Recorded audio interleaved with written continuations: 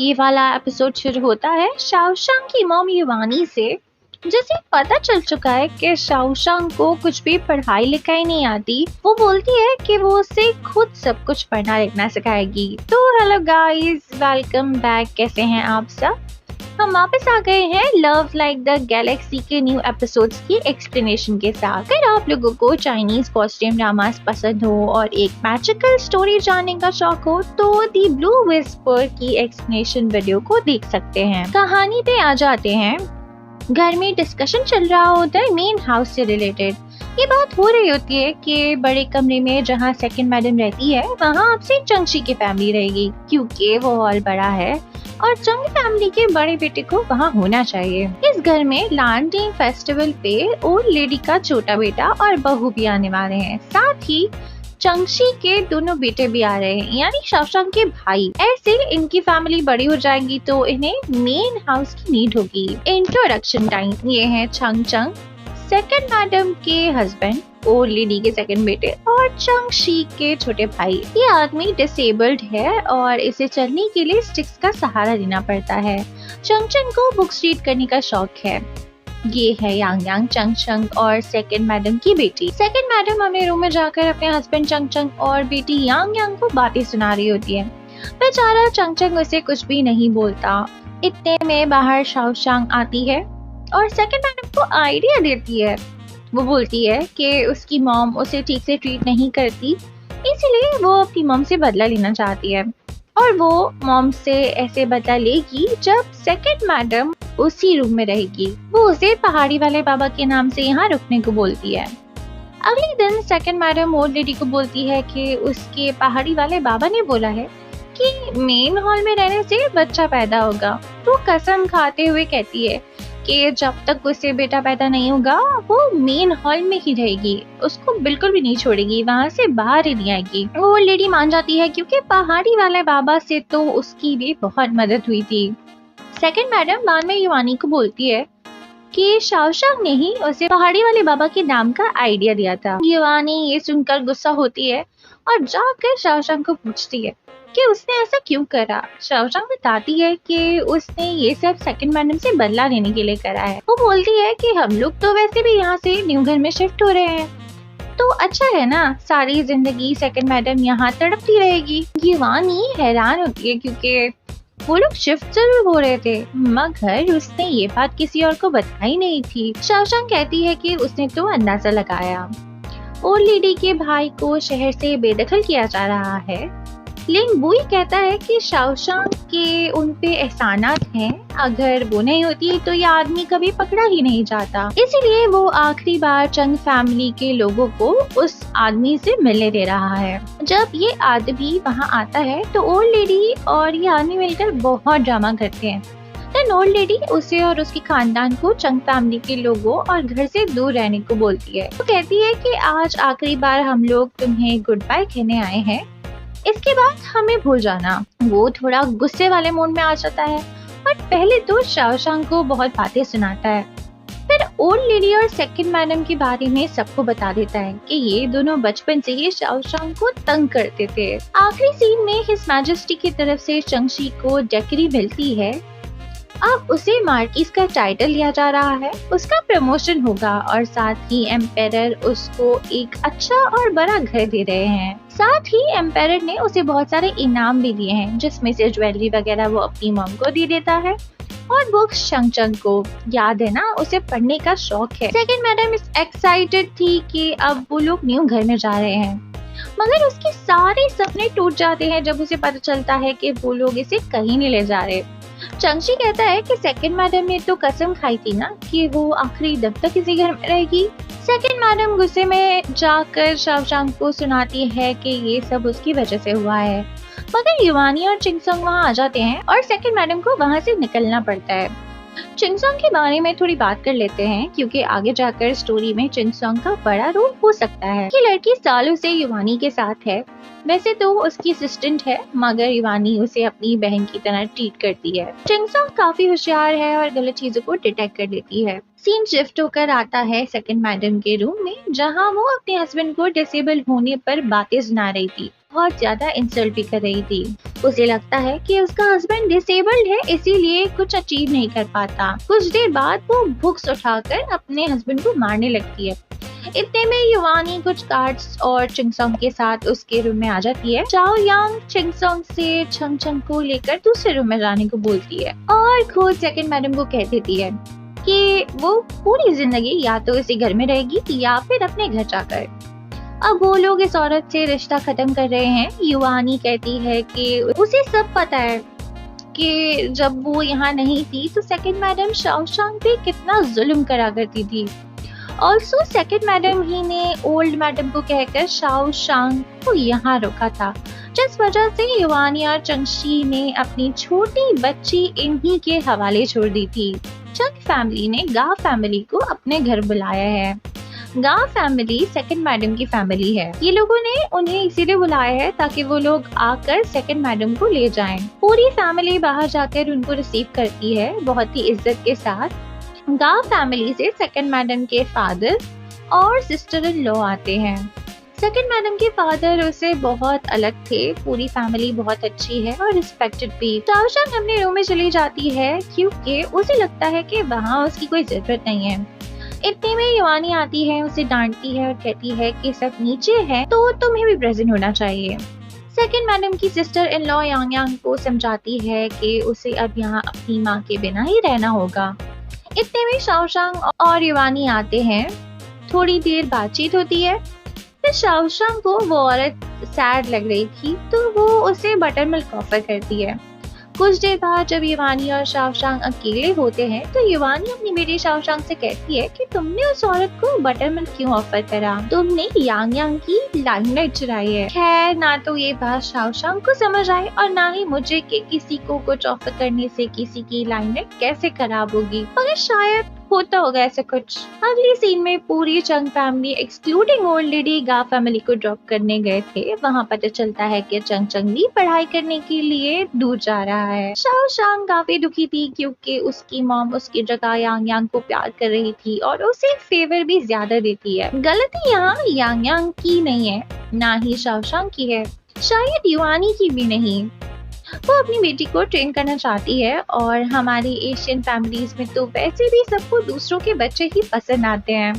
वैसे भी अब यांग यांग का इस घर में कोई नहीं बचा था, जिस वजह से युवानी थोड़ा उसे कंफर्टेबल फील करवाना चाहती है। अगले एपिसोड की स्टार्ट में लिंगबुई को दिखाया जाता है जो कैपिटल सिटी में था अपने 2 गार्ड्स के साथ, जिनके साथ वो हमेशा होता है।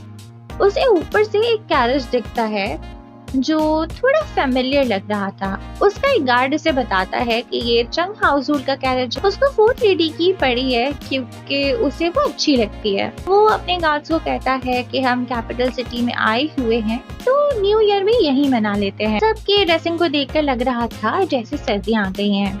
आज न्यू ईयर का दिन था तो ज्यादातर लोगों ने अपने घर पे दावतें रखी थी और मेहमानों को बुलाया था। एक घर को दिखाया जाता है जहाँ 2 लोग थे, एक आदमी और एक औरत। उन लोगों ने भी कुछ खास गेस्ट को बुलाया हुआ था और वाइन एंजॉय कर रहे थे।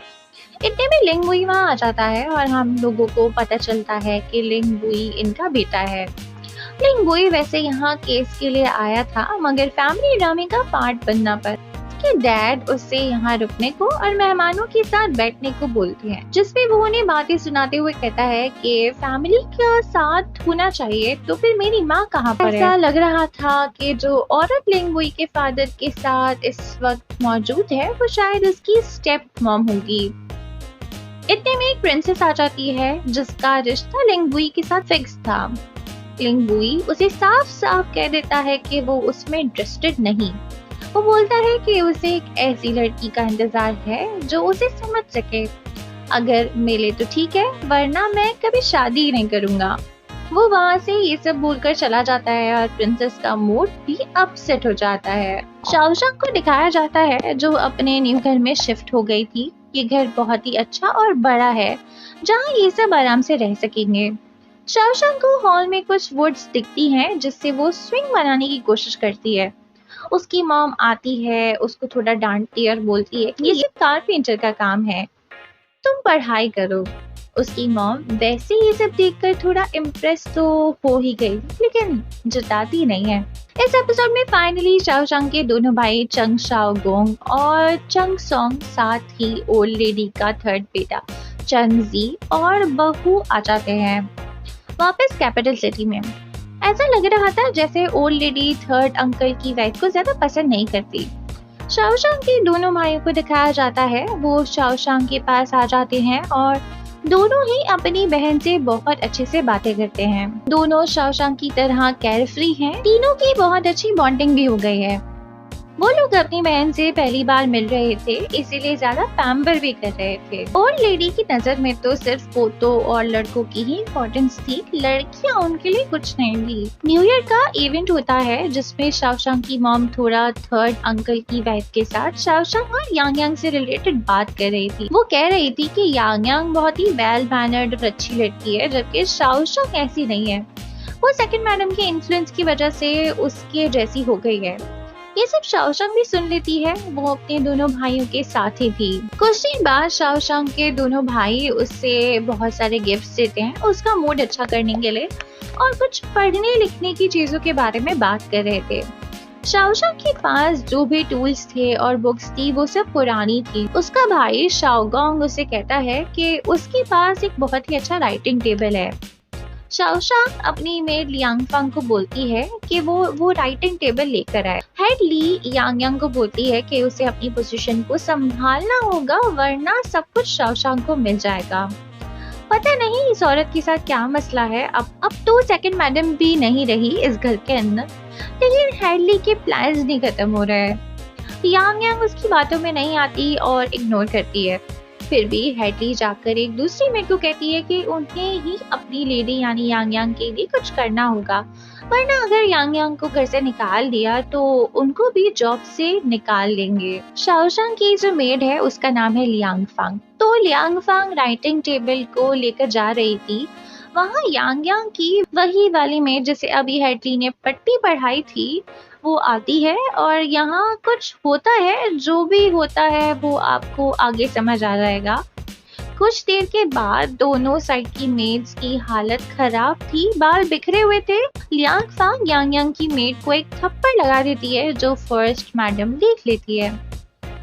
फर्स्ट मैडम यानी कि युवानी, वो लड़की बेहोश होने की एक्टिंग करती है जिससे ऐसा लगे कि उस पे बहुत ज्यादा बड़ा कोई जुल्म हो गया हो। ये सब उस लड़की और हेडली का प्लान था। अब इन सबको, सारी मेट्स को, शाओशांग, यांग यांग, शाओशांग के दोनों भाई और सबको हॉल में बुलाया जाता है। हेडली युवानी से कहती है कि शाओशांग ने यांग यांग का टेबल चुरा लिया था, इसीलिए उस मेड ने लियांगफांग को रोका था, मगर लियांगफांग ने उसको बहुत मारा जिस वजह से अब वो लड़की बेहोश हो गई है और ना जाने बेचारी के साथ क्या हुआ होगा। हेडली के ड्रामे और स्टोरियां बिल्कुल ही आउट होती हैं। ये टेबल तो शाओशांग के भाई ने उसे दिया था, लेकिन पता नहीं ये पूरा प्लान इसने कैसे बना लिया। एनीवेज, शाओशांग बताती है कि राइटिंग टेबल उसके भाई शाओदोंग ने उसे दिया है और ये लोगों ने लियांगफांग को राइटिंग टेबल को लाने भेजा था। शाओशांग की बात को उसके दोनों भाई भी सपोर्ट करते हैं। वो दोनों भी बिना डरे शाओशांग की साइड लेते हैं और उन सर्वेंट्स को ही गलत कहते हैं। उसका भाई चंग सोंग ये भी बोलता है कि जो मेड बेहोश है उसे बुलाया जाए, उसे कुछ भी किया जाए, उसे टॉर्चर करो, कुछ भी करो, उसको कुछ भी करके उठाओ और उससे पूछो कि आखिर हुआ क्या था। उसे बुलाया जाए और पूछताछ की जाए, तभी सब कुछ पता चलेगा। हेडली बोलती है कि उसकी हालत पर तरस खाया जाए, वो कैसे बोलेगी। अब इन लोगों को उस लड़की की बात सुननी थी तो उसे बेहोश हालत में ही लाया जाता है। चिंगसोंग उसे डराने के लिए बोलती है कि अगर ये नहीं उठी तो उस पर टॉर्चर किया जाएगा और उसे फिर उठाया जाएगा। ये सुनकर वो लड़की बिना कुछ सोचे समझे फौरन से उठकर बैठ जाती है। उसके बाद युवानी लियांगफांग और दूसरी मेट को सब कुछ सच बताने को बोलती है। फ्लैशबैक में दिखाया जाता है जिसमें हमें पता चलता है कि आखिर हुआ क्या था। वो मेड लियांगफांग को रास्ते में रोककर कह रही थी कि उसकी लेडी यांग यांग को भी इस तरह का एक राइटिंग टेबल चाहिए, तो हम पहले उन्हें दिखा देते हैं। लियांगफांग मान जाती है। वो लोग टेबल को उठाकर यांग यांग के रूम में रख भी देते हैं, मगर यांग यांग रूम में नहीं थी क्योंकि वो तो युवानी के साथ थी। यांग यांग की एक दूसरी मेट कहती है कि यांग यांग ने तो कभी ऐसा नहीं बोला कि उसे कोई टेबल चाहिए।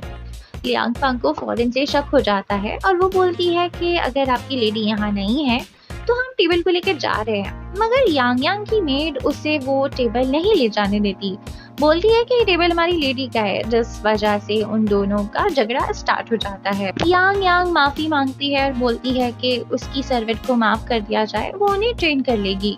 मगर युवानी कहती है कि यांग यांग की कोई गलती नहीं है।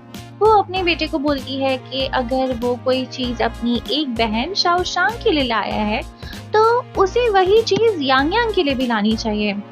शाओशांग लियांग फंग को अपने रूम में जाने को बोलती है, बाकी सब वो खुद संभाल लेगी। वो अपनी मॉम से कहने लगती है कि मेरे भाई मेरे लिए चीजें लाए हैं क्योंकि मेरे पास कुछ भी नहीं था। मेरा राइटिंग टेबल भी बच्चों का राइटिंग टेबल था जिस पे मैं सही से पढ़ भी नहीं पाती थी। दूसरा, वो ये भी बोलती है कि घर में सबको पता है कि उसकी मॉम यांग यांग को ही रखती है, उसे ही सपोर्ट करती है, अपनी खुद की बेटी को नहीं, इसीलिए बाकी लोग इस बात का फायदा उठाते हैं। हेडली और उस दूसरी मेड ने भी ये सब मुझे डांट खिलवाने के लिए ही करा है। वो और भी बहुत कुछ बोलती है अपनी माँ के बारे में और ये भी कि शाओशांग के साथ गलत होता आया है बचपन से। युवानी ये सब सुनकर हाइपर हो जाती है और उसे पनिशमेंट देने वाली थी कि उसके दोनों भाई आगे आकर कहते हैं कि अगर उसे सजा देनी है तो हमें भी देनी होगी। यांग यांग भी यही बोलती है। चारों सिबलिंग्स की आपस में बनती है और ये लोग फिलहाल एक दूसरे के साथ ही हैं।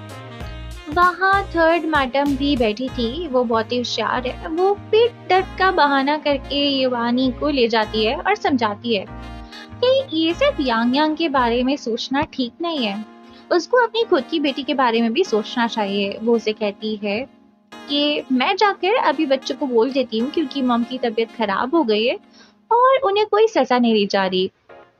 ऐसा ही होता है। थर्ड मैडम आकर सब बच्चों को बोलती है कि उन्हें कोई सजा नहीं दी जा रही है, वो अपने रूम में जाकर आराम कर सकते हैं। वो शाओशांग को ये भी कहती है कि अगर आइंदा उसे कुछ चाहिए हो तो वो थर्ड मैडम को बता सकती है, वो उसे वो चीज जरूर लाकर देगी। इस पे शाओशांग बोलती है कि उसे लांटेन फेस्टिवल में जाना है अपने भाइयों और यांग यांग के साथ। थर्ड मैडम कहती है कि ठीक है, तुम जा सकती हो।